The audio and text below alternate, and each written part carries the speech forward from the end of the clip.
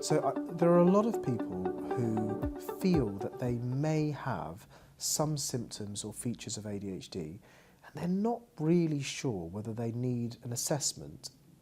or a diagnosis to move things forward. In those situations, it's important to think, what's prompted you to have this thought? You know, why are you sort of having this conversation with yourself?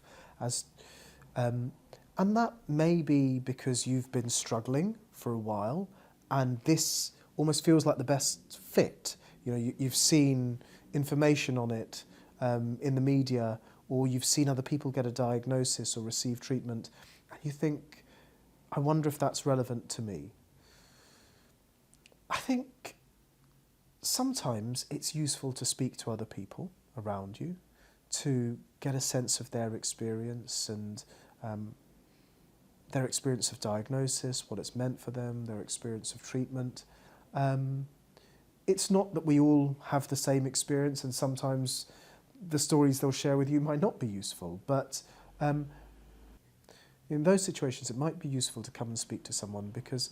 otherwise I think it can sometimes become a bit of a sticking point in your mind where it's hard to move on from it, one way or the other.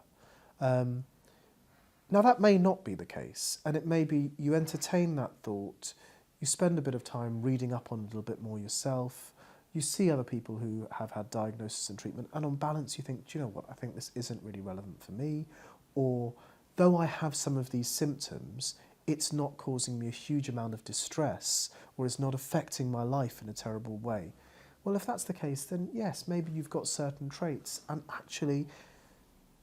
you could make use of a lot of the psychological strategies that are delivered for people with ADHD without the diagnosis, and you could maybe find out a little bit about those through doing your own research, or even speak to a psychologist who specialises in ADHD and say, you know, I don't know if I've got the diagnosis or not, but I'd like to think about strategies. And I think a lot of the strategies for ADHD are really useful for all of us. So I don't think everybody needs to go through that diagnostic process or needs to have treatment. But if you find that you really are stuck and things are not moving on, or you can't stop thinking about this question, then sometimes it's worth going to see someone who's a professional, who can help you think this through and almost draw a line under it one way or the other.